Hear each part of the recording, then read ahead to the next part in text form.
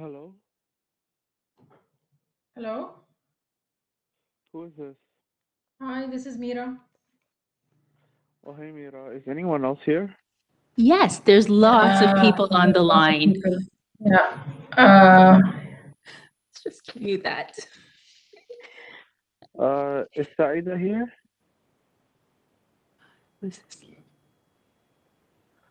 I mean, Dec.3.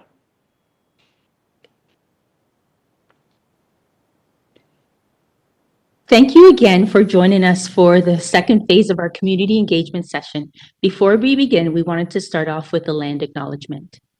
The City of Toronto acknowledges that we are on the traditional territory of many nations, including Mississaugas of the Credit, Anishinaabe, Chippewa, and the Haudenosaunee, and the Wendat people, and now home of many diverse First Nations, Inuit, and Métis people. The city also acknowledged that Toronto is covered by Treaty 13, signed with the Mississaugas of the Credit, the William Treaties signed by multiple Mississaugas and Chippewa band. We are especially grateful for our community partners, Caribbean African Canadian Social Services, HAFKAN, as well as the Arab Community Center of Toronto and the Hoya Project. I'd like to take an opportunity just to have a greeting from, let's start off with Jennifer from HAFKAN. I think you're on mute. Technology. Thank you. Perfect. Good evening, everyone. It's great to be here with all of you. So just want to welcome everyone here. And through this Race and Identity-Based Data Collection Strategy Community Report back. So my name is Jennifer Casme, and I am the Manager of Mental Health Support Services at HAFKAN Social Services. HAFKAN is a registered charitable organization whose primary focus is on building and strengthening the service framework for African Canadian children, youth, families through culturally safe individual and group counseling supports, case management services, employment services, youth mentorship, and youth outreach programs. We're located in North York at 995 Arrow Road.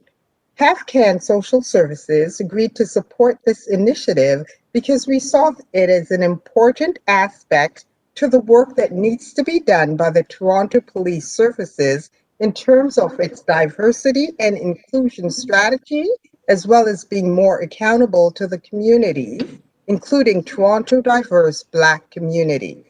HAFKAN's role was to assist with recruitment, hosting, conducting surveys, and gathering data from the focus group on behalf of Toronto Police Service. We partnered with other community-based organizations to engage different facilitators to hold the focus groups in our community. This evening, we are looking forward to hearing the report from Toronto Police Services, and we also look forward to hearing from the community. Once again, thank you for being part of this presentation. Thank you very much, Jennifer. We'll go over to Mira from the Arab Community Center of Toronto. And we'll just have her unmute herself.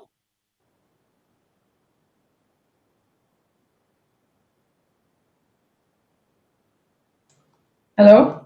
We Can can you hear hear me you now? loud. Absolutely. Go ahead. Okay. So good evening, everyone. On behalf of the ACCT, I would like to first thank you all for joining this session remotely, which will have a different flavor due to the COVID-19 situation. Please allow me to introduce myself. My name is Mira El Sayed, and I'm the Programs Development Lead at the Arab Community Center of Toronto.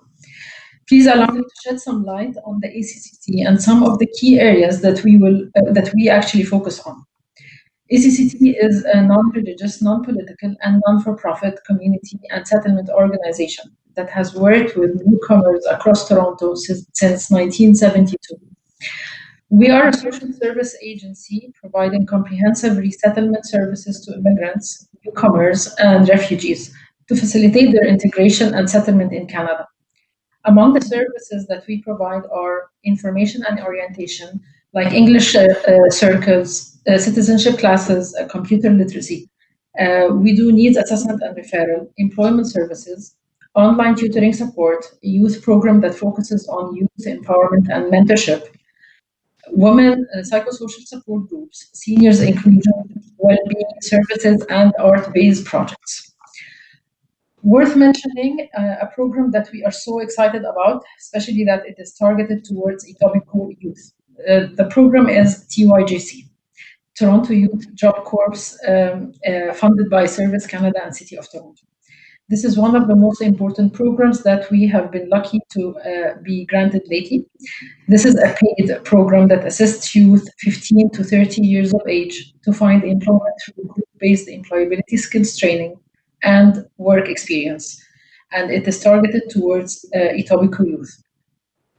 The program provides wraparound support, program completion bonus, and connections to other resources to help youth achieve their employment goals. The program consists of 2 phases. The first phase takes around 5 weeks of paid life skills and employment readiness training and community project placement, while the second phase is around 8 to 16 weeks of paid work placement that matches youth skills and interests. In a nutshell, this program is the youth seeking employment, is for the youth seeking employment. Circling back to the race and identity-based data collection strategy, we at the ACCT are happy to be part of this initiative by Toronto Police Service. We share the same objectives with Toronto Police. We both are committed to the promotion of equity, fairness, and non-discriminatory measures in Toronto. We believe that our work today to incorporate an anti-racism approach to the policies and procedures will have far-reaching and progressive impacts on generations to come. ACCT core values directs us to help create healthy, equitable, and inclusive community that works together to integrate everyone, regardless of their ethnic or religious background, into Canadian society. We hope that this feedback is going to reflect on building a more positive and transparent relation between Toronto Police and the community it serves. Before I hand it over to the next speaker, I would like to thank the Somali community in the Toronto area for their valuable contributions in the consultation session held at ACCT early this year. Special thanks go to Dec.3, who has always been very resourceful and supportive to her community and to the ACCT work. Thank you so much, everyone, and thank you again for holding this session. Thank you very much, Mira. And Decca, I will pass it over to you. Hi, Roseanne. Can you hear me? Absolutely. Thank you so much. Thank you. Thank you, Mira. Thank you, Toronto Police Services, the community that are logging in. I know everybody's busy, but my name is Dec.3, and I work with Hoya. I'm part of the Hoya Project, and that is the Hoya Project is a local grassroots program in the GTA, working with the especially Somali women and Somali mothers to enhance social and economic opportunity through community capacity building by hosting a series of workshops from trainers, professionals from a different fields.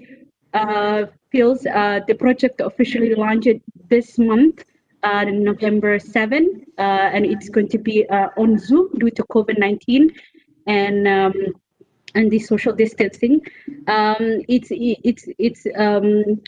engaged with the 20 mothers that are taking this process, and it's what a time to, especially what's happening, what a great time to have women programs that are coming, and especially we know in this time that women have been affected, mothers especially have been affected with what's happening with COVID-19. So what a better way to really have a place that they can come and work on their different passion that their fields, businesses, entrepreneurship, focusing on food industries and early childhood education, sector, having also working on transportation and housing and all the other programs that we're working on.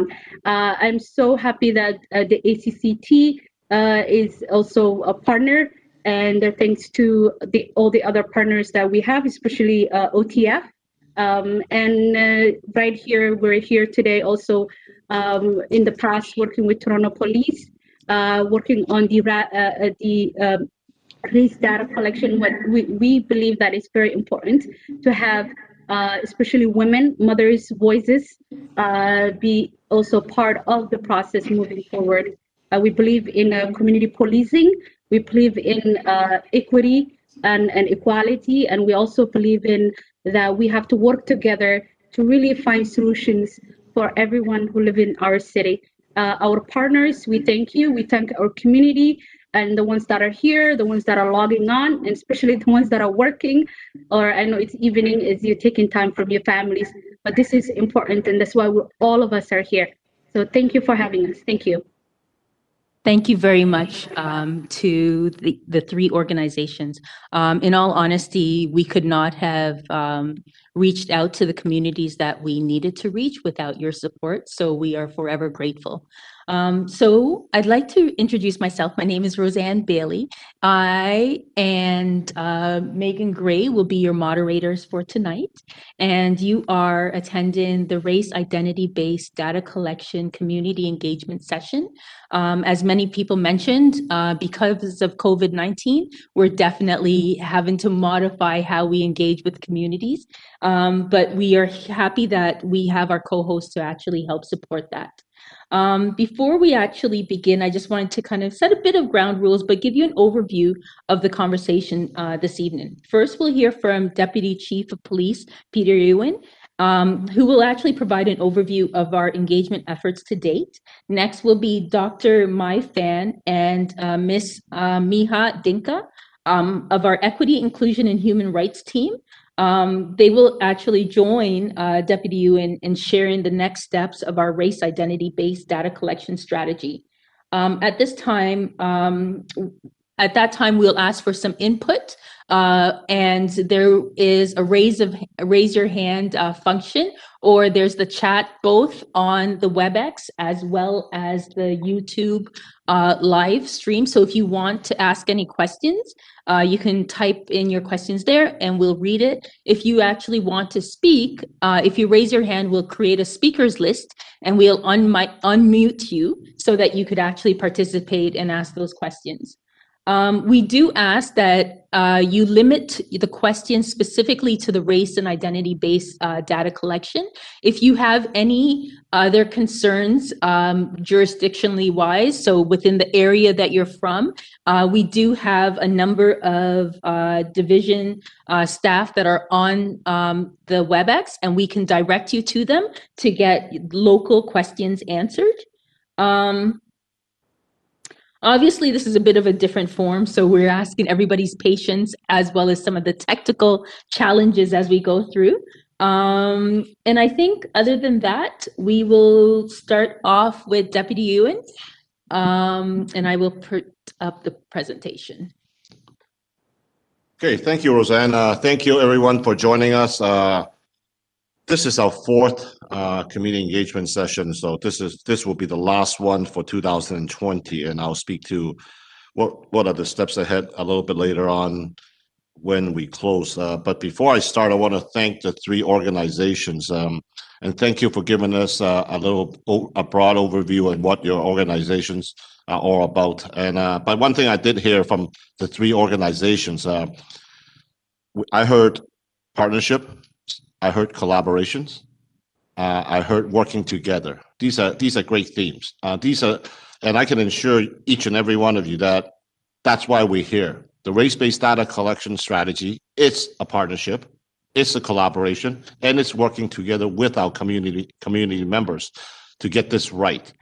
And I also want to thank the organization for hosting those focus groups earlier this year to get us onto the first phase of our race-based data collection strategy. And I look forward to, like Roseanne said, this is a different time, and we can meet in person. I certainly hope to meet each and every one of you in person because these conversations are not over. We'll be out engaging the community in 2021, and hopefully times will be a little bit different, and I can meet each and every one of you and thank you personally and engage with some of your stakeholders and your constituents. So before I get started, I want to take a couple minutes to explain why we're here. We're here today because during our last round of town halls on race-based data collection, we heard you. And we heard that in order to get this right, we must do much more to gain your trust and acknowledge our mistakes. We're here to build trust, not to erode it. These conversations are long overdue. Are they easy to have? Of course not. They are very uncomfortable. Talking about race and policing has been uncomfortable for a long time, and that's perhaps why it has taken us so long to be here, to get here. But we are here. We're here together speaking about this topic. We're here because we want to eliminate systemic racism in policing. We're not the only one looking at how we can collect race-based data. The child welfare system is doing it. The education system is doing it. We're also doing this because we have recognized that systemic racism exists in these institutions. But in order to eliminate it, we need to understand it. One of the most powerful takeaways for me from the last round of town halls on this subject was from a community member who said this to all of us: police must be present, looking us in the eyes and realizing what we have been through. I myself am a racialized person. I have experienced racism throughout my life. I have experienced racism by other members of the Toronto Police Service. Now, am I saying I can relate to the experience of a young Black man who is pulled over for speeding? No, I cannot. I cannot. We all have our own lived experiences, but I recognize many of us have experienced systemic racism. For some of you, this may be the first time you're joining us for these discussions, so I want to bring you up to date. In 2017, Ontario Anti-Racism Act was passed with cross-party support to establish a legal framework for eliminating systemic racism and advancing racial equality. Further, in April of 2018, the provincial government mandated the collection of race-based data by organizations in the public sector, specifically child welfare, education, and justice sector.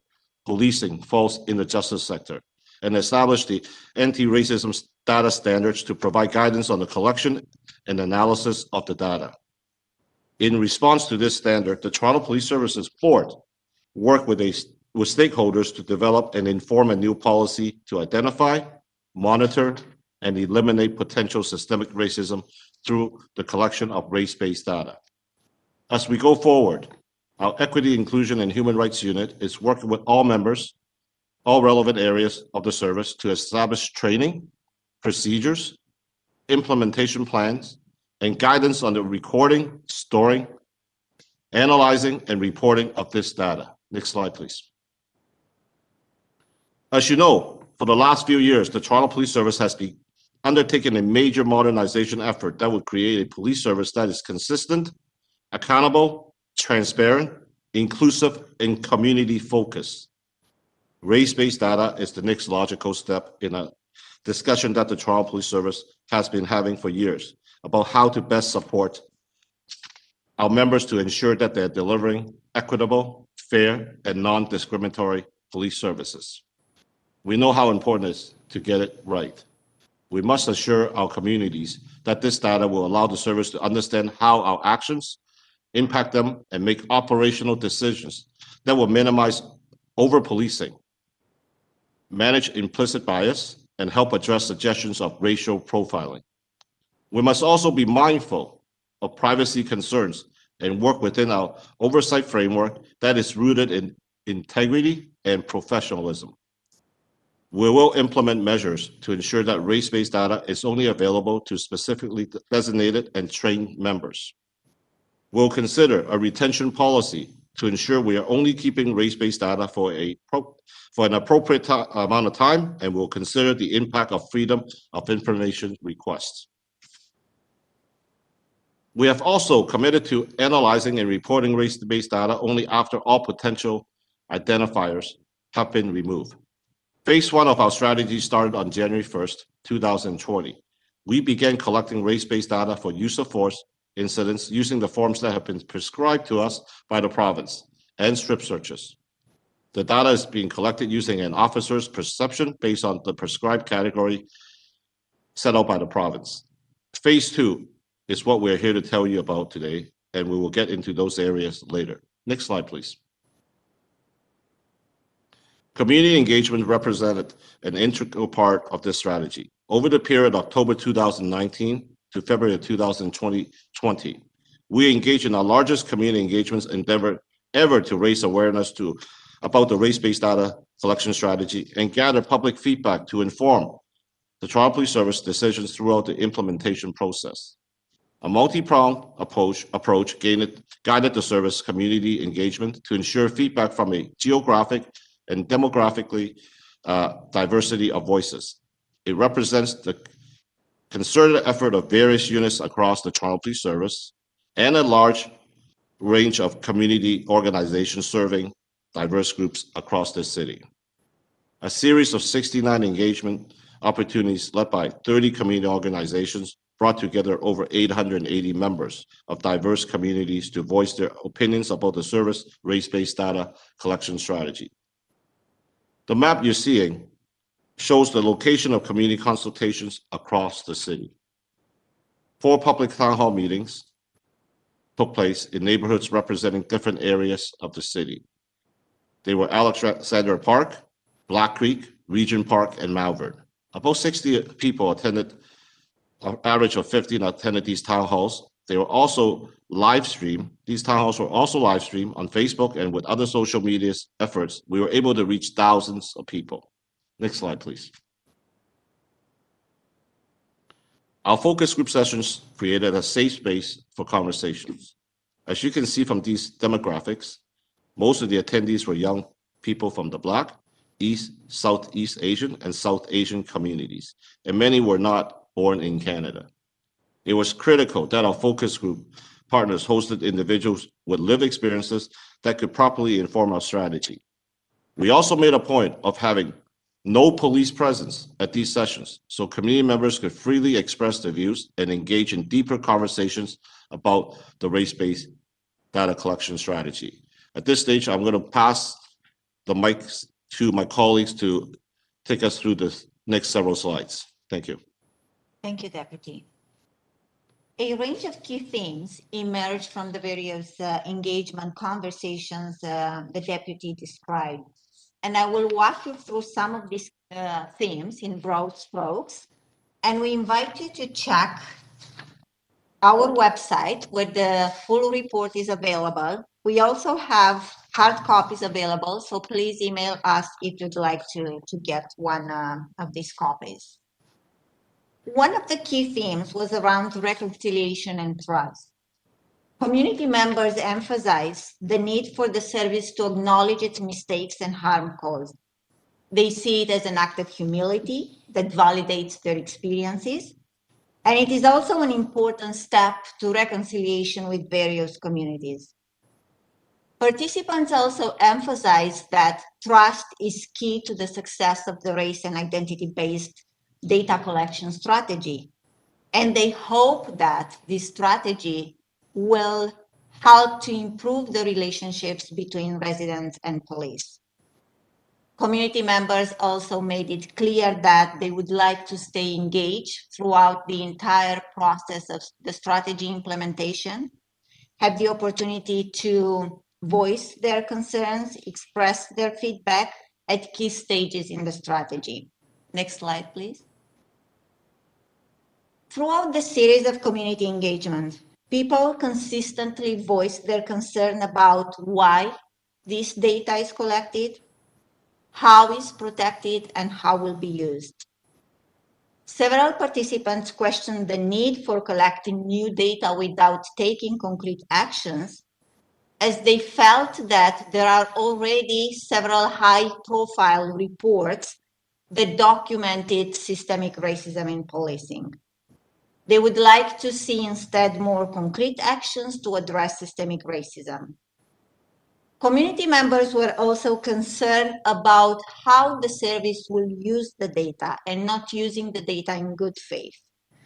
People worried that the data will be used to further stigmatize certain communities.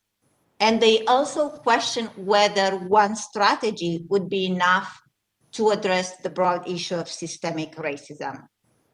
But despite skepticism and concerns, many participants regarded the strategy as an opportunity to hold the service accountable for its action in community, as an opportunity to support police officers to develop cultural awareness, skills to better interact with diverse groups. And they also hope that the strategy will provide evidence to bring more resources into disadvantaged communities. Next slide, please. Focus group especially provided the space for more in-depth conversations around ways of collecting data.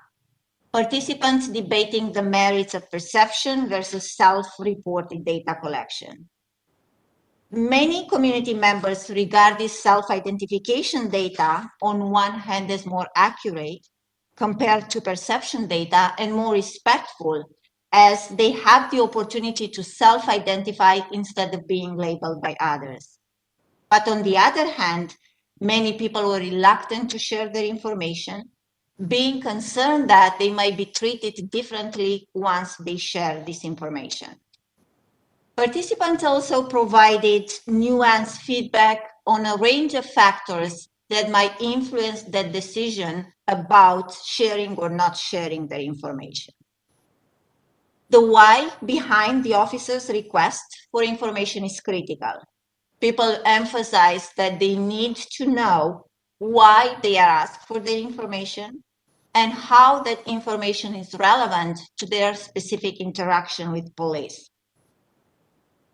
Participants also indicated that they would feel more comfortable to share their information with the neighborhood community officer rather than to other police officers. And the timing of the request is also critical. And we can see on the graph that most people prefer to be asked either at the end of the interaction or after the interaction being the most preferred option. So this is what we heard from you at high level. And as I mentioned before, please check the report for more detailed information. And I will turn it back to the deputy to tell you more about the service commitment to act upon what we heard from you. Thank you. So what have we done with this feedback? When it comes to relationship building, we are doing the following. Committed to develop a dedicated Indigenous engagement strategy in collaboration with Indigenous groups. Committed to develop mechanisms that facilitate engagement with young people, those living with disabilities, including mental health, and other members of the vulnerable groups.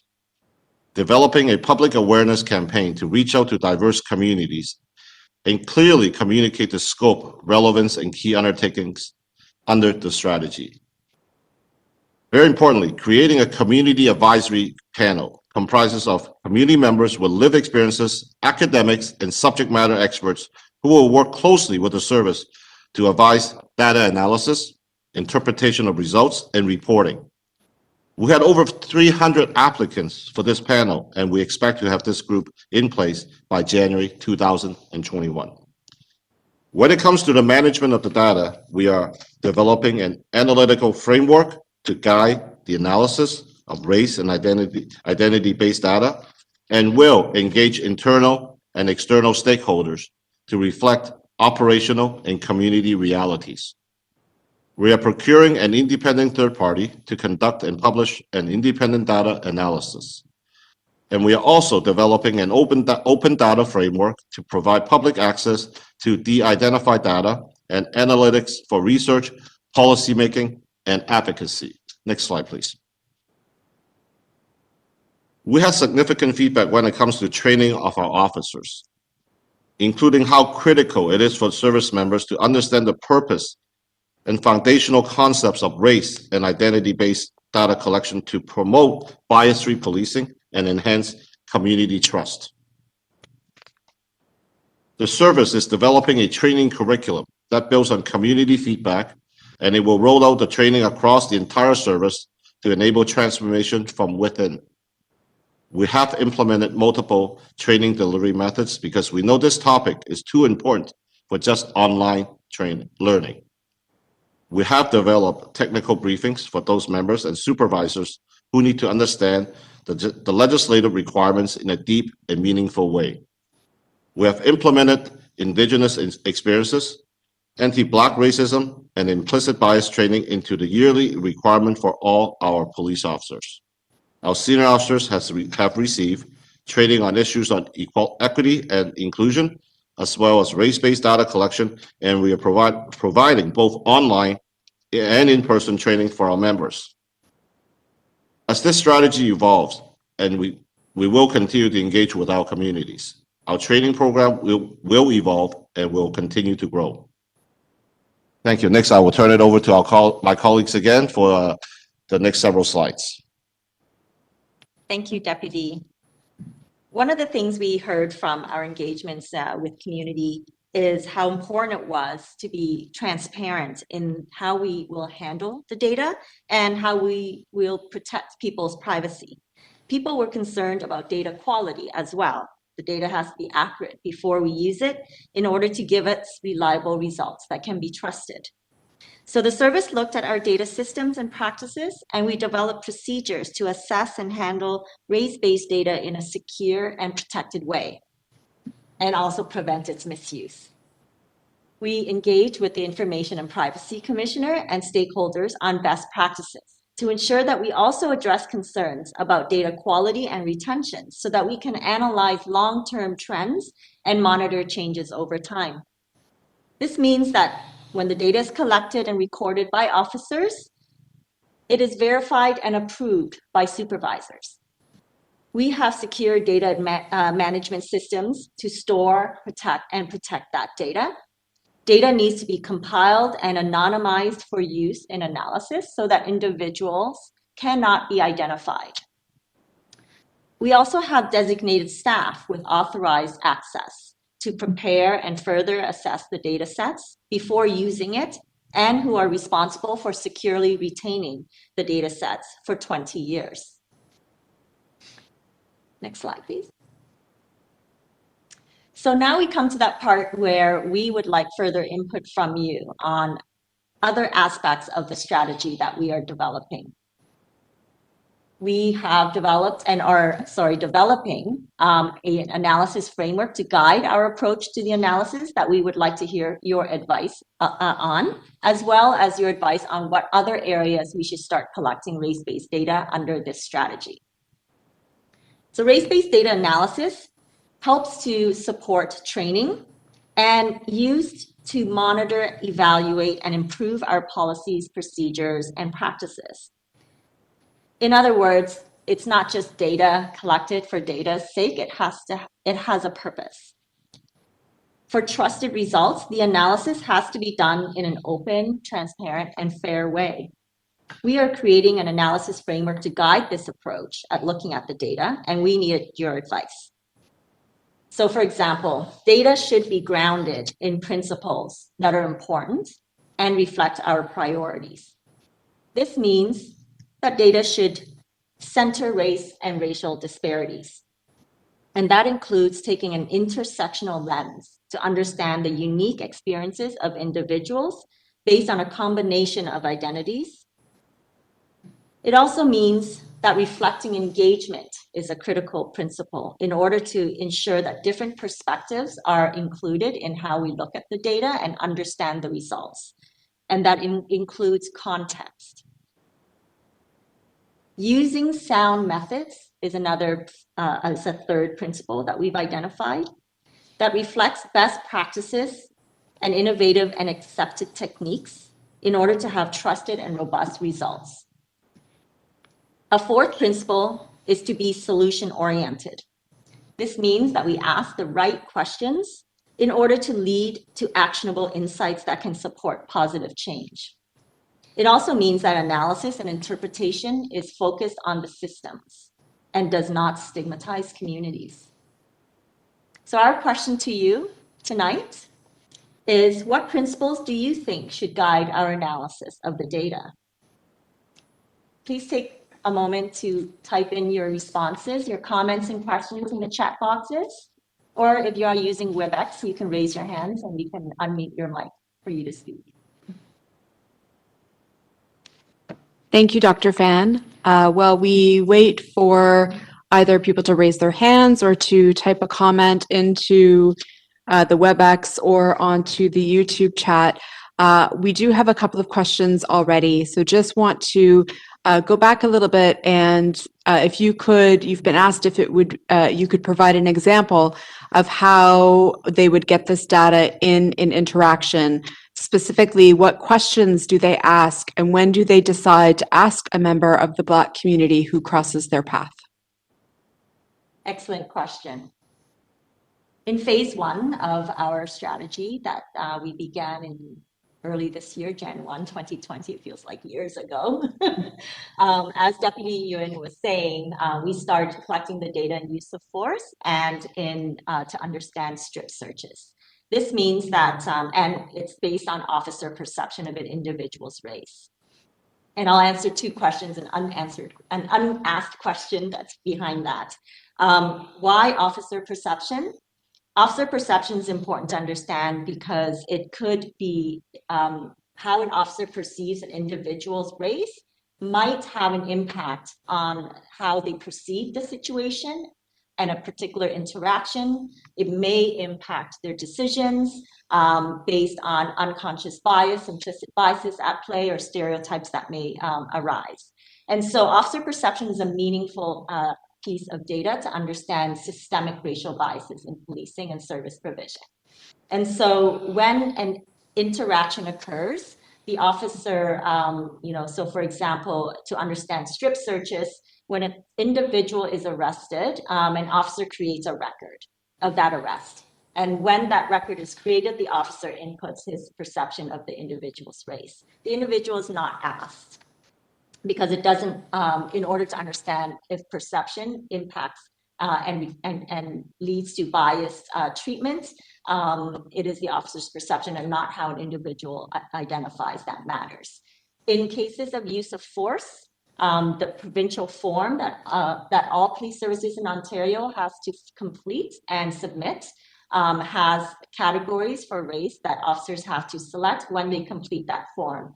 And typically that form is completed after an interaction occurs. An individual has been booked at the station, and then the officer takes the time to fill out that form. Deputy, did you want to add anything to that?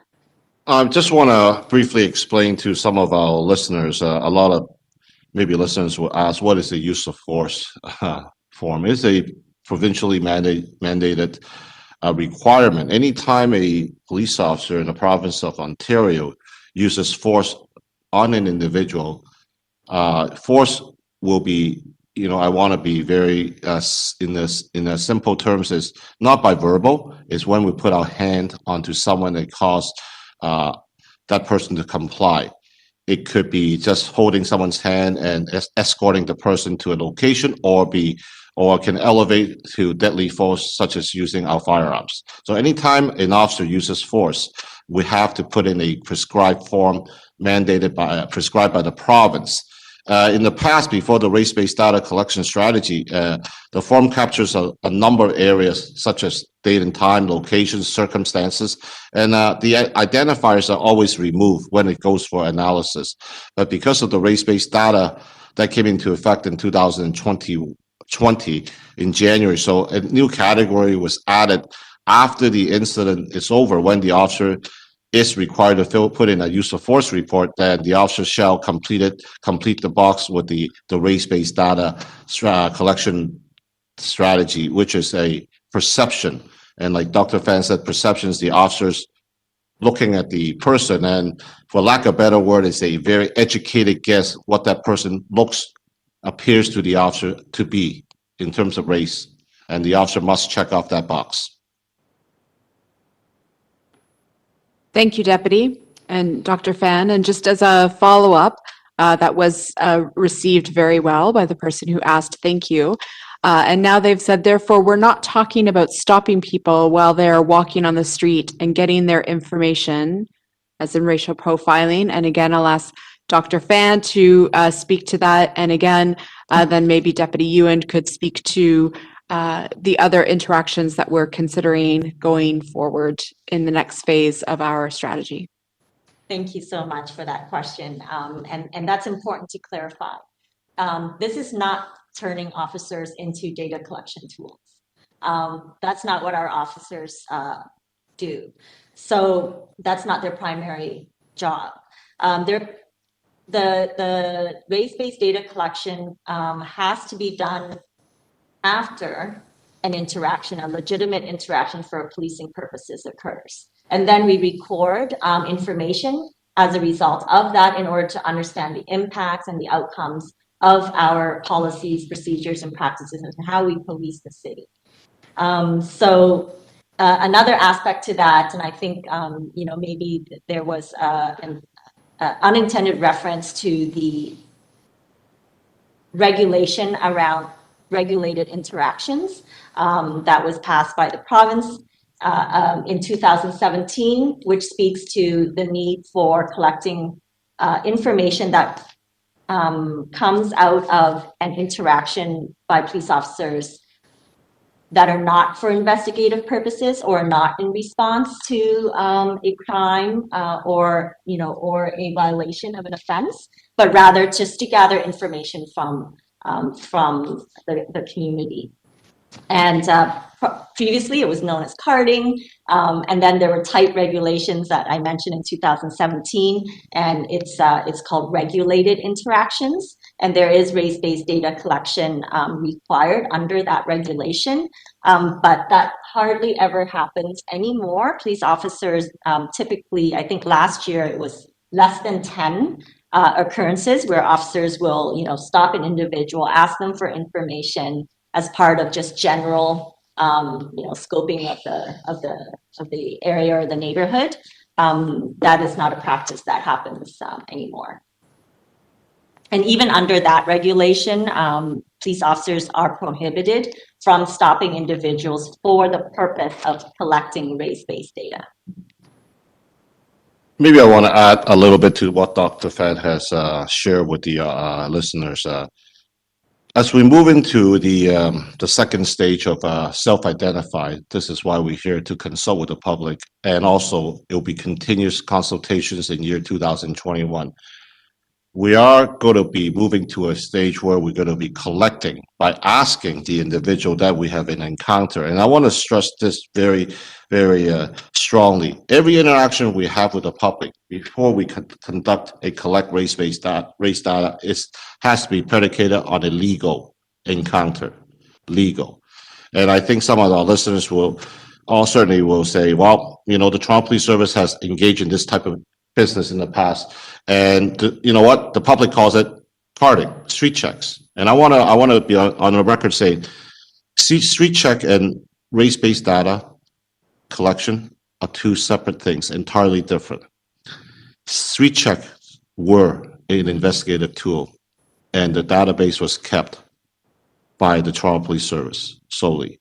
Race-based data collection strategy is an accountability tool to help guide us in how we deliver services in a fair, impartial manner.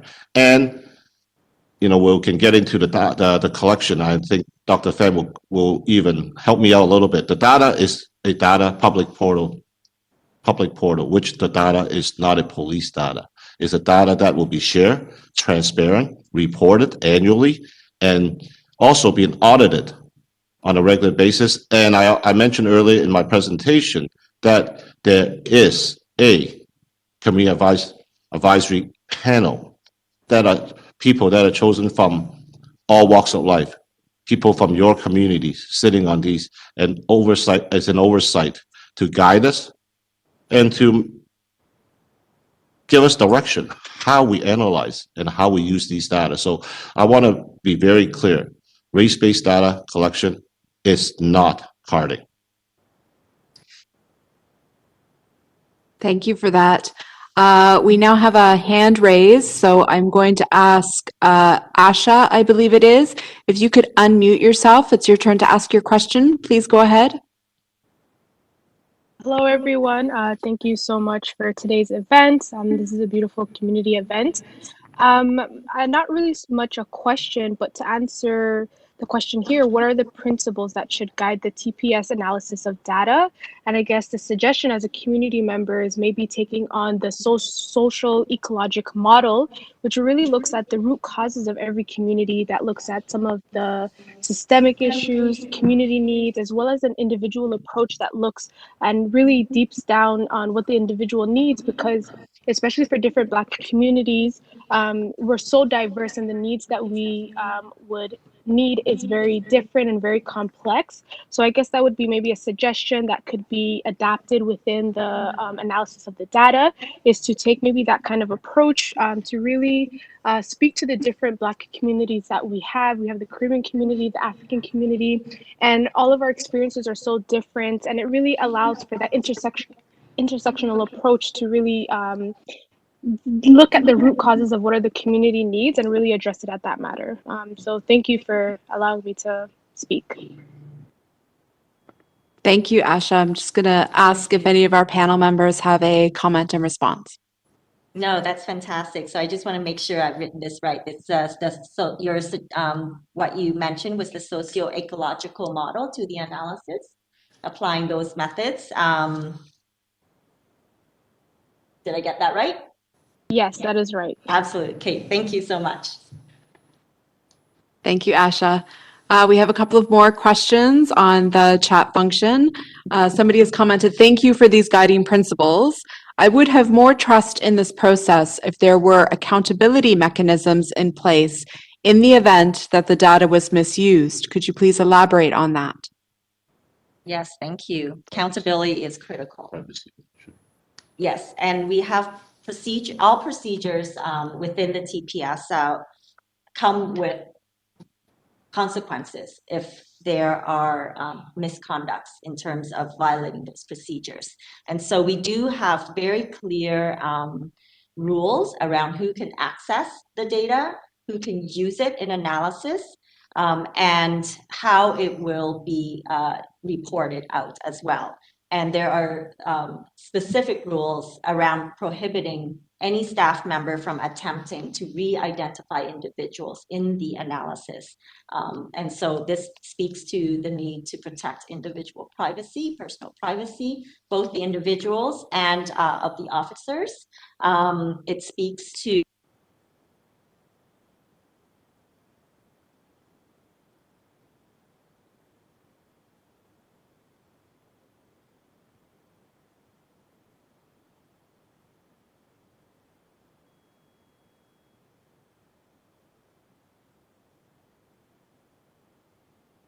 that may exist in how we do things. And so the focus is on the improvement of policing services and not on problems within the community. Do you want to add anything, Miha, or? Yeah, I would also, in terms of data analysis, how we can make it sure that we get it right and we look in the proper ways of analyzing data. We have different mechanisms already mentioned by the deputy and Dr. Fan, such as having the community advisory panel will be involved in data analysis, interpretation. We'll get back to you having these kinds of conversations once we'll have the data. And you help us based on your lived experiences how we should interpret the analysis, and also taking into account these socio-ecological aspects some of our community members mentioned. And we also have an independent organizational researcher who will analyze the data, will do separate analysis, and will validate our analysis. So all these mechanisms all together hopefully will provide us good support and confidence that we do the proper job together with communities. Yeah, and I just want to add that, we do have oversight bodies. Ultimately, I'm sure we're going to make mistakes. I'm sure things are going to happen.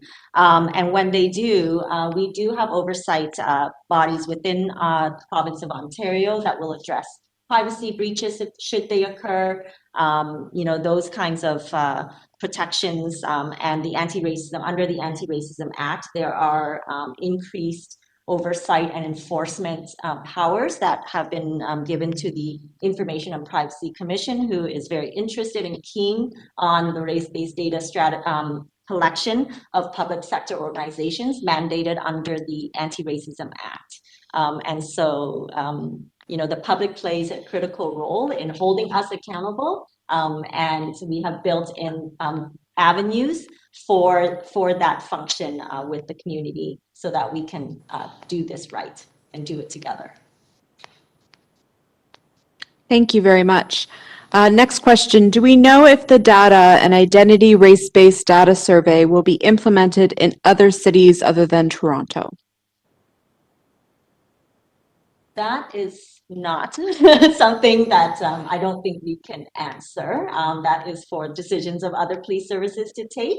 However, I can say that when it comes to the provincial use of force form, all police services in Ontario are required to complete that form, provide the information collected through that form, and submit it to the province. And so the province, in effect, is collecting it through police services. And so I know police services across Ontario are doing it in that manner. Whether they are analyzing that data for themselves to understand their own service and what's happening, and whether they're collecting it in other areas of policing actions, I can't speak to that. I can add to that. This, and also going back to what I said, this data, race-based data collection, a framework was given to us by the province, but our Toronto Police Services Board has been extremely active in working with the Toronto Police Service to make sure we get this right. And so Dr. Fan is actually very correct that we cannot speak to how other services in Ontario are analyzing and storing and retaining the data. We are the only service in Ontario. I'm very proud to say that the Toronto Police Service, the only service in Ontario that are in fact engaging with our community members to get this right. Because, I heard from many town hall meetings, focus groups, that we need to be this race-based data needs to build trust, needs to be accountable, needs to be transparent, and needs to be be built through partnerships and collaboration. And I'm very proud to say that we are the only service that actively engaging our community members to get this right. Yeah, and there are other policing jurisdictions that are collecting race-based data in the US, for example, in the UK, because they've had many decades of court orders and consent decrees as a result of discriminatory practices in policing. And so they have been doing it under, their own legal frameworks. And I will give a shout out to Ottawa Police Services. They have been collecting race data in traffic stops since 2013, again, as a result of a human rights settlement in an interaction and an issue that arose there. And so, the Ottawa Police Service has been doing it, and we've been engaging with other police services to share lessons learned, how we're doing it, what are some best practices that we've uncovered, what's working, what's not working, to build capacity and competency and comfort in doing this, because I'm sure for many police services it's a scary prospect, and the risks are high, but I think the rewards are also very high, and so we want to encourage and share best practices around.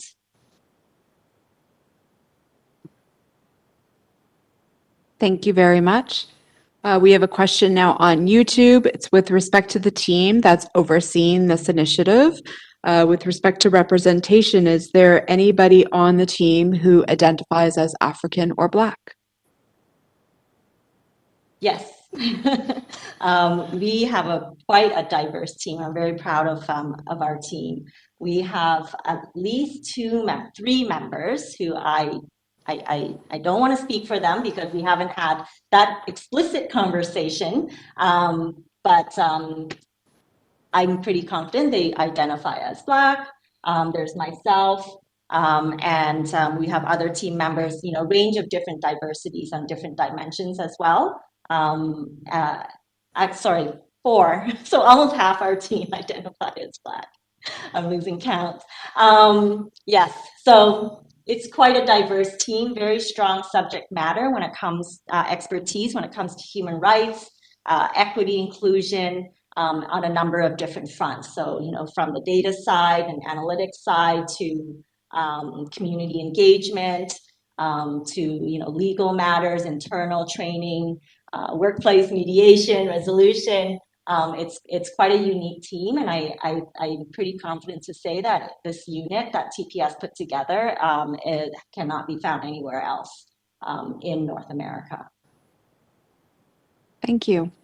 And just as we sort of draw that section of questions to a close, maybe this is a good time as well I'm going to ask Deputy Ewan just to speak briefly about the service's commitment to its equity and inclusion and human rights team, and maybe some of the various initiatives that the unit is responsible for through its all-command approach, not just the race-based data collection strategy, but some of the other priorities the service has identified. Sure. Dr. Fan very, very properly put it that this is, I certainly, I selfishly or very happily to say this, we have put the best team of all policing, not only in Ontario, but in Canada, with the diversity, with the experiences, with the knowledge, and the reflection. I strive, the Toronto Police Service strives to be reflective of the city it serves. Toronto is the most diverse city in the world, and we will be the most diverse organization that will be reflective of the city it serves. So the Equity, Inclusion, Human Rights Unit, this is certainly one of the major projects that they have to undertake. But aside from that, they're engaged in various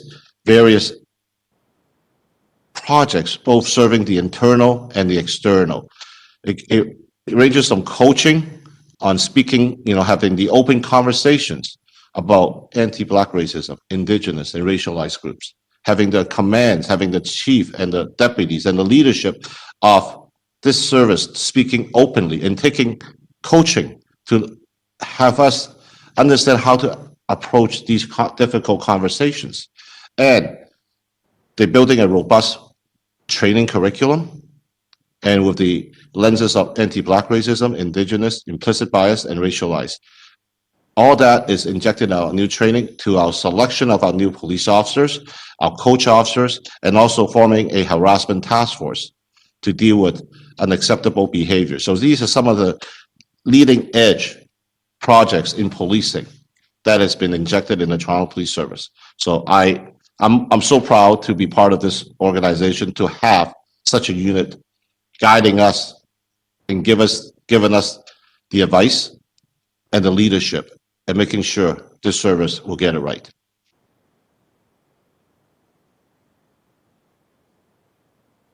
Thank you very much.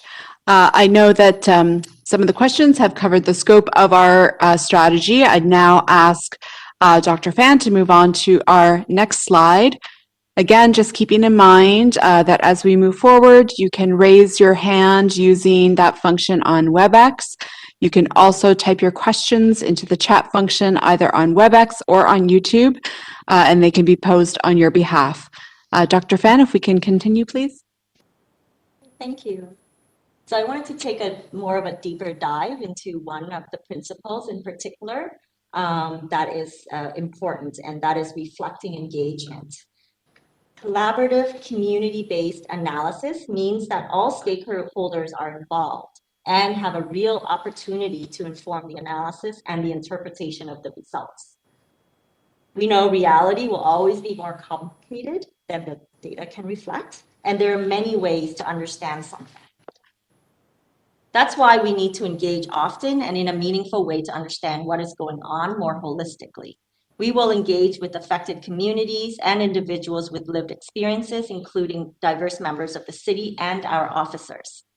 To understand specific interactions, we need to look at the context and the factors that may be involved. So for example, considering situational factors like time of day of year, the type of incidents involved, the type of offense or violation that was involved, factoring in individual characteristics like gender, age, race, mental health, physical condition, housing status, etc. And then where the data is available, also incorporate officer factors, such as rank, years of service, experience, etc. And then considering contextual factors as well to understand the data and the results, such as neighborhood and division characteristics. So our question to you tonight is, what should we consider from your perspective in order to understand the results from the public's perspective? What else should we consider in our analysis so that we can interpret the results in a meaningful way?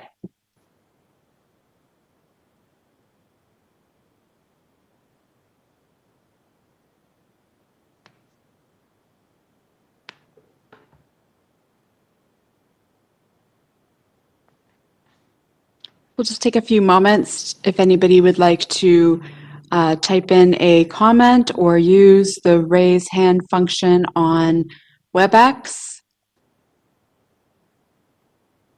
The other option as well is, given the depth of material that's being presented tonight, please don't feel that your feedback is only welcome this evening. You can visit our website as well as email inclusiondata@torontopolice.on.ca with your feedback after tonight. The team will still consider your thoughts as they move forward with implementation.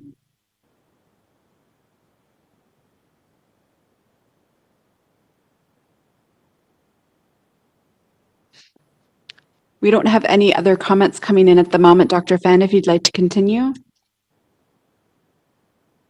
So the other thing we wanted to speak to with you tonight, and Deputy Ewan alluded to it earlier, is around other interactions for phase 2 collection.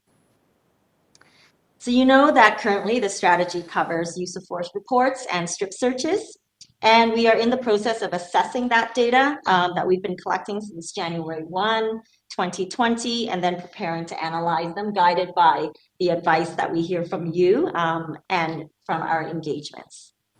Looking ahead, we want to also think about other areas that might be priorities for communities to understand impacts of policing and how we might improve the service.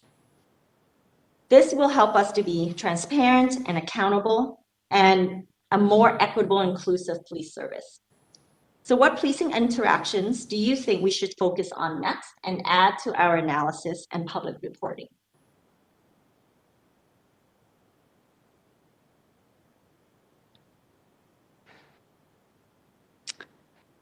We have a comment here. It would be great to connect with some agencies, organizations whose programs are catered to marginalized communities in the GTA to understand ways the analysis can be more meaningful. Thank you for that.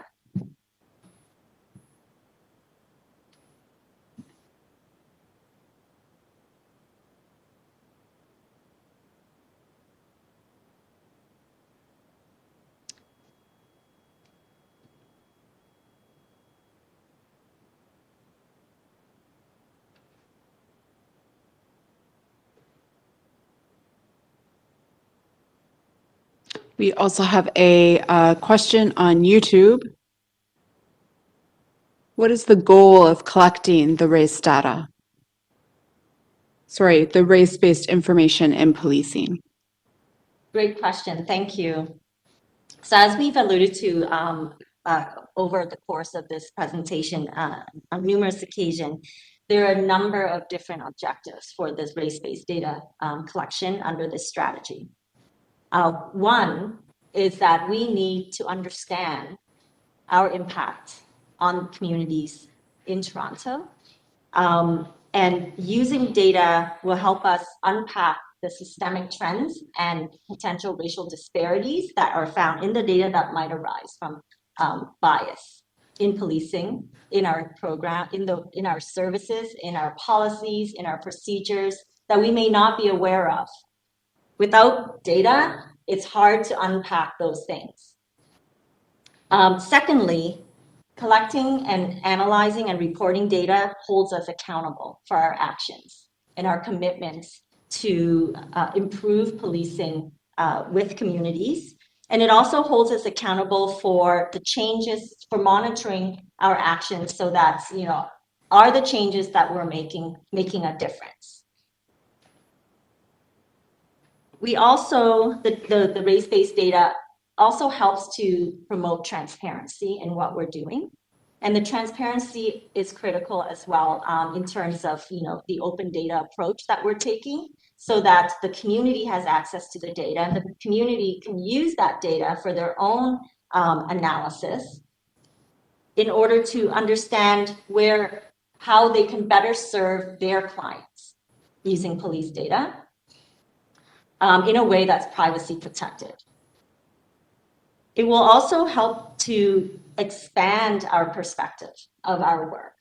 We may have a particular approach and analysis, but by having open data, by having other lenses look at the data, they may uncover questions that we haven't asked or looked at the results in a way that we hadn't thought of.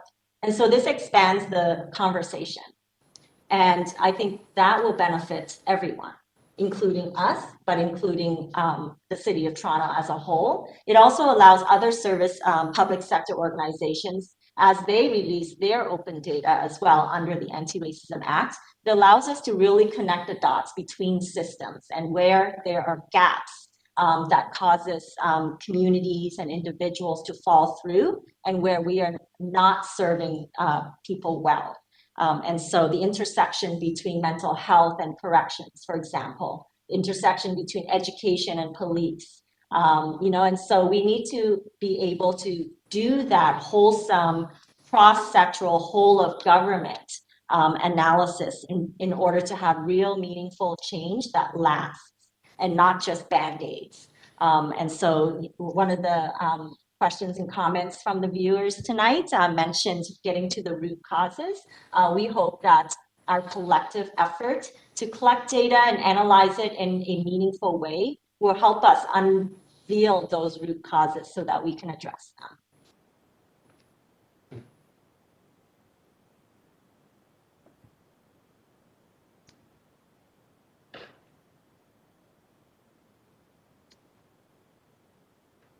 Okay, we're just going to wait a minute while we get some more comments that come in. While we do take a brief moment, we just have one technical glitch that we need to address.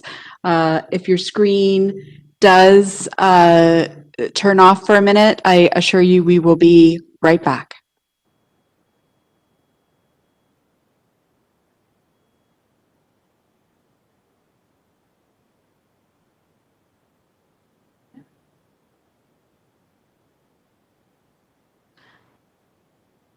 Okay, a couple of more questions have come up. Sorry for that quick interruption.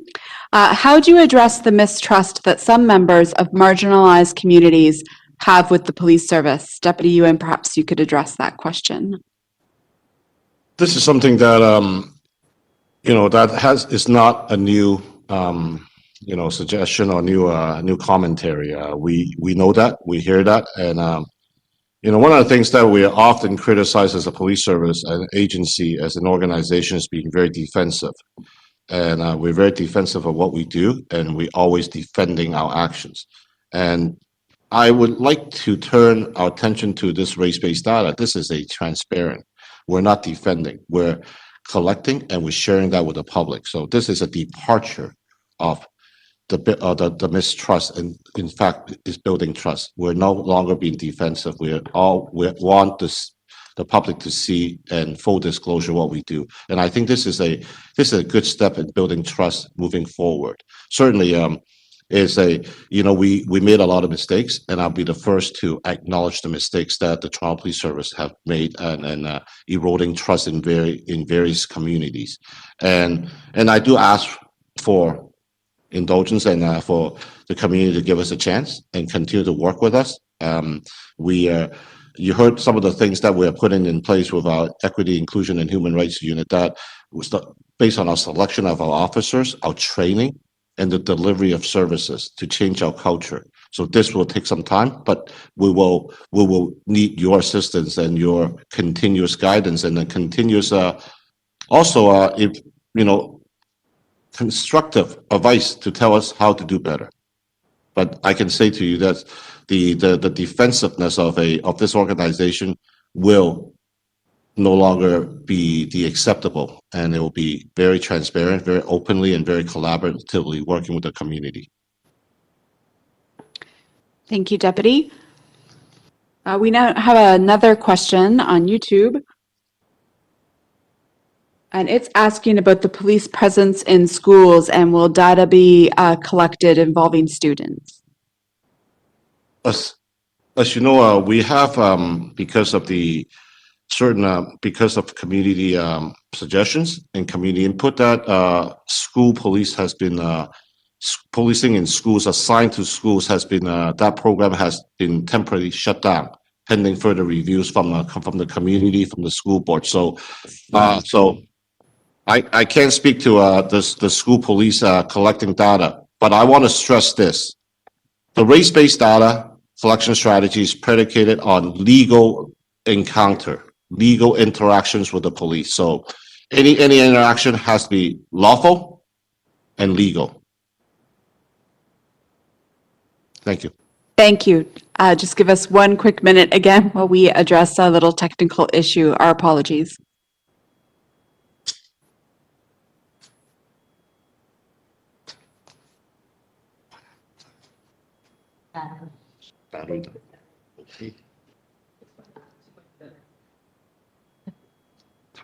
We're almost done.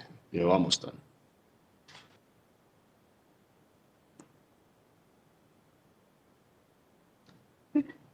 And we're back. Another question, this time from WebEx. You mentioned earlier taking an intersectional approach. What does that look like? Excellent question. Sometimes I forget we use words that aren't necessarily plain language. So intersectional lens to analysis means that we don't just look at one thing. So we don't just look at race, for example, to understand or identify patterns and whether there are differences in the treatment and outcomes. But rather, we also include a combination of factors. So such as adding gender. So are there differences, all things else being the same, with other conditions being the same, with behaviors being the same type of offenses involved. Are Black men experiencing different treatment and outcome compared to white men? Black women compared to white women, compared to Asian women. And so so that means understanding that individuals are unique and there's combinations of factors that may be at play, and considering all of those unique combinations together. Okay, we have one additional question. And why wasn't data collected sooner? Thank you for that question. That is an excellent question. And there is and it's a complicated response. It has taken us a long time in Canada in general, not just in Ontario, to get here. Community has been calling for race-based data for decades. I think the reluctance to collect data was misguided. And maybe there was a fear that if we were to collect this data and actually look at the impacts of public services and our systems on populations, that it would require systems to change. And we weren't at a place historically where we were willing to make that change or be critically honest about what was working and who the system was working for and who it was working against. But times have changed. The community has been critical in pushing for that change, as they always have, right? When we look at human rights advances, it wasn't done, on its own organically. It took communities to rise up to say enough is enough. It took communities and marginalized groups experiencing oppression and violence and neglect to say that we deserve better. And so that's, in a nutshell, we are here today because of that work by communities. And it is about time. I mean, today we know that data drives everything. Data has been said to be the new oil. And if we don't use data and collect data in order to address the systemic wrongs, then we fall behind, and we don't benefit from the wealth of resources that this diversity that exists in Ontario, in Toronto, affords us. And so we would be really missing out, never mind the moral argument for addressing systemic barriers. And so I'm glad we're here. I'm glad the province took action several years ago when the Anti-Racism Act was legislated, giving the government power to actually mandate organizations to do so. Leaving it to organizations to voluntarily do so was not working. And so the mandate to regulate organizations and compel organizations to collect data was an important tool. But I think more and more organizations are recognizing it's the right thing to do. Thank you for that. We have another question on YouTube asking if there's going to be an end date for the data collection, or is this going to be ongoing? This is an act, a provincial legislation, and I can tell you it's ongoing. We just started. This is I wouldn't even call it a baby step. January 1st, 2020, we started this journey, and this is a journey that I'm very encouraged that we're taking this journey together, and this journey will be with us as we move forward. Thank you for that. Sorry. So we have a couple of other questions that have come in. I'm just going to go back to that intersectionality question. It says the term intersectionality at times gets used loosely. My question was more centered around how this race-based data will use the intersectionality framework.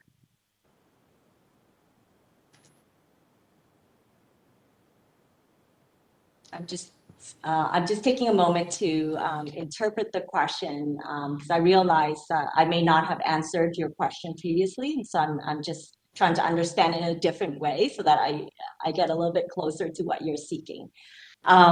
So perhaps you're asking, we're focused, this strategy is focused on race, and the conversation tonight is focused on race, but it will extend beyond race. We have recently renamed the strategy to race and identity-based data for that reason, because we recognize that a strategy focused on race data is not going to be enough and won't allow us to take that intersectional lens to our data and to understand our impacts. And so, currently we do collect certain socio-demographic information as a routine matter. So age and gender are currently collected, and we are revisiting how we collect those data. within our systems. But we need to go beyond that. We need to also have data about mental health status. We need to have data about housing status, where that's relevant in an interaction.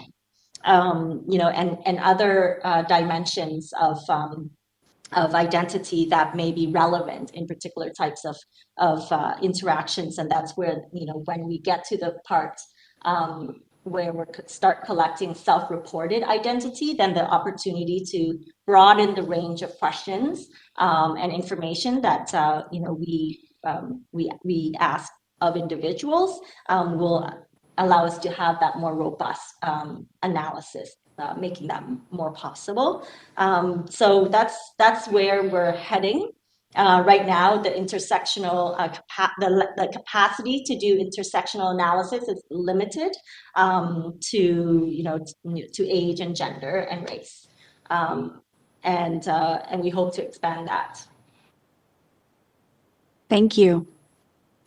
We have another question. Would this strategy include other marginalized and discriminated against races? So the race data collection is not just about white and black.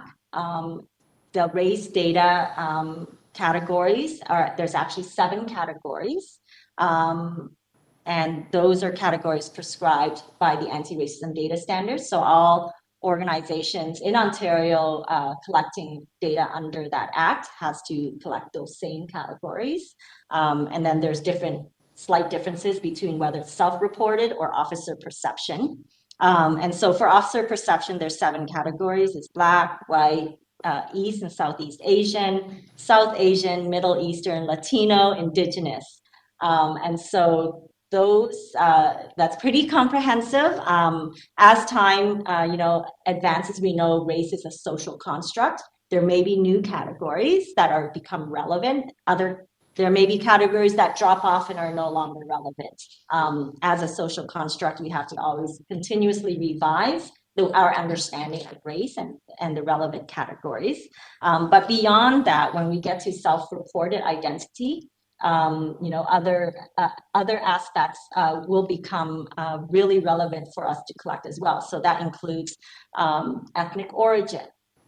We understand, those racial categories are very broad and there's a lot of diversity within those categories. So to understand someone's ethnic or cultural origins will be important. Religion is another important data point to collect. Indigenous identity.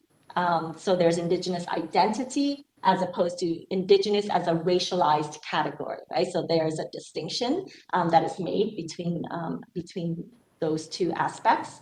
And then gender identity, is another opportunity to ask and in a more nuanced way and understand marginalized communities who are non-binary, for example.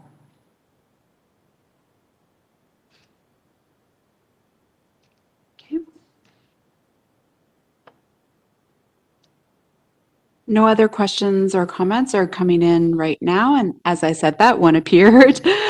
In general, what is the organizational climate and culture of police officers towards this initiative?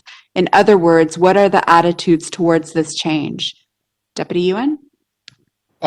We talked about earlier about cultural shift, and it's based on our hiring practices, our organizational leadership commitment, and also our training of our officers. And I'm very happy to report, because I'm responsible for all frontline operations, that those are the police officers you see responding to your calls for service, driving across our city in our police cars. And I can tell you the first phase has been well received. And like anything else, like any change, there always going to be apprehensiveness, and we need to explain the whys. And I believe working with the community and with your feedback, that we were able to share with our officers and explain the whys to them. And the first phase has gone relatively smooth, and we are collecting, and we will be soon reporting those data to the citizens of Toronto. So we will be reporting that back. So you know what, I'm optimistic. This is something that is moving forward, and we have to do a very good job of selecting our officers, coaching our officers, training our officers, and also having a leadership commitment right from the top, from the chief and downward to each and every one of us, to making sure this is something that is the right thing to do. It will be done. May I just add something?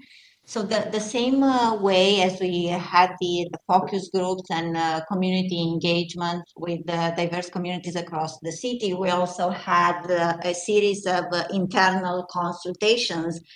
And we heard very similar concerns and very similar feedback in different ways with the community. Officers have been asking, so why don't you collect, for example, the race of the officers? How we can use this information, so we'll make it sure that we improve our practices. So that was very encouraging to see that similarity between feedback from our community and our members. Thank you, Miha. So again, as we just give a couple of minutes for people to either finish typing in their comments or think about raising their hand, I just want to offer a reminder to those who are participating that you can visit our website at tps.on.ca/race-based-data for information about the strategy, as well as the email address, which is inclusiondata@torontopolice.on.ca, to send your feedback even after tonight. This is the fourth in our series of community engagement sessions. This will be the last one for 2020, although I know the team has already mentioned future engagement sessions around this very important strategy. The report that was also referenced is available on that website. If anybody would like to request their own copy of the report, you can do so by emailing corporate communications at tps.on.ca, and I will put those addresses and websites in the chat function for both WebEx and YouTube. At this stage, I think I'm going to call on Deputy Ewan to offer a few closing remarks. We will then come back to our community organization co-hosts to offer a few comments in closing as well. Deputy Ewan. Well, thank you. This has been a very, very engaged, and we learned and heard a lot of extremely important feedbacks to guide us in moving this race-based data collection strategies moving forward. I want to thank each and every one of you. I know it's not easy to take time out from your busy schedules, and once again, I want to thank all the organizations that participated in the focus groups, helping us connecting with the communities, because Toronto has so many, and I know we have not reached each and every one of you, and we'll endeavor to do that in 2021. This is an extremely important, and I heard Dr. Fans refer to answering a question or making a comment that yes, it's taken us a long time, extremely long time, and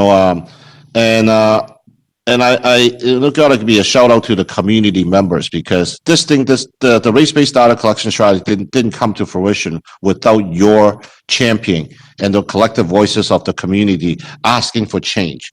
As we see globally right now,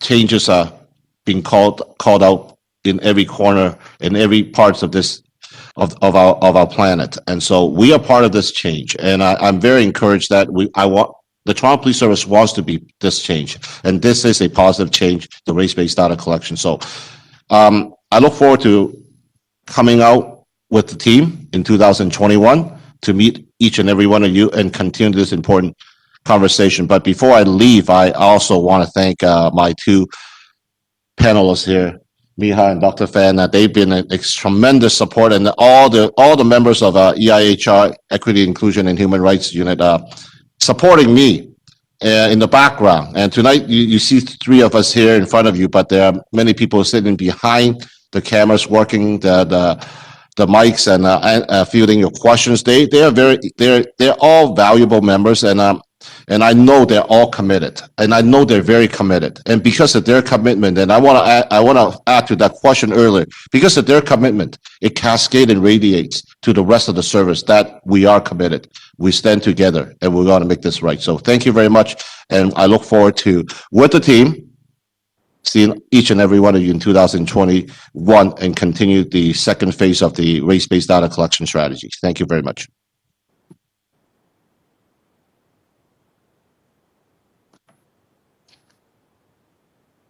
Thank you very much, Deputy.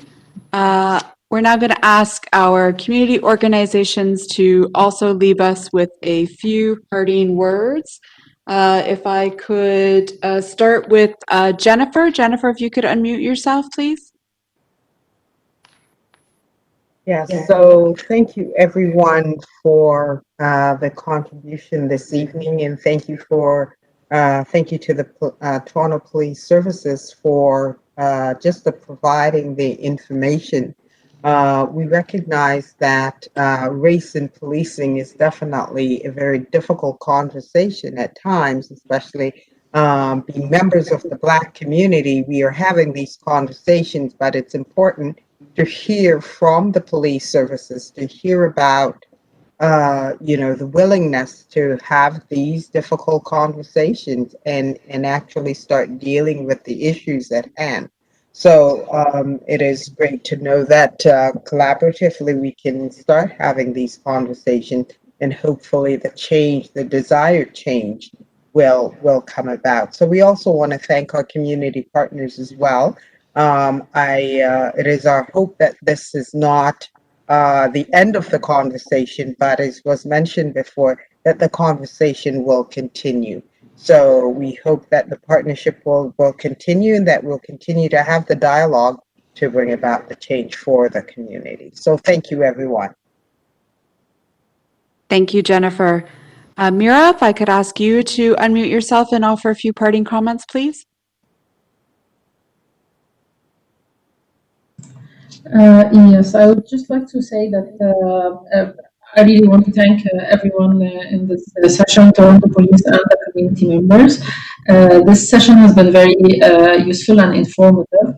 And thank you for reporting back to the community. I remember you promised this by mid this year, and you delivered on your promise. Thank you so much. I really hope that this conversation would continue to keep building bridges of trust and respect between the community members and Toronto Police. Thank you so much. Thank you, Mira. Finally, I'd like to ask Dika to offer a few parting words. Dika, if you could unmute yourself, please. Thank you. Hi, can you hear me? Yes, we can. Thank you. Okay. Thank you so much. Thank you. I really want to thank the ACCT. I want to thank the Toronto Police Services. Especially, I also want to thank Deputy Peter. Thank you so much. I met you before in many places. And Dr. Mia, thank you so much.